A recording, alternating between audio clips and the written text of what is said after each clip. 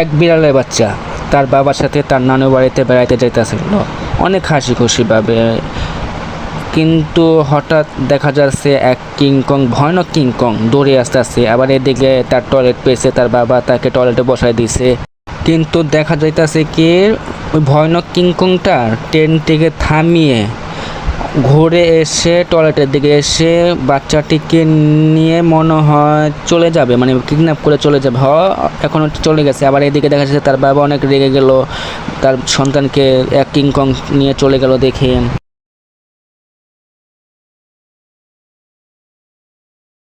এদিকে দেখা যাচ্ছে বিড়ালটির বাবা দৌড়ে এসেছে বিড়ালটিকে আর কি সন্তানকে বাঁচানোর জন্য।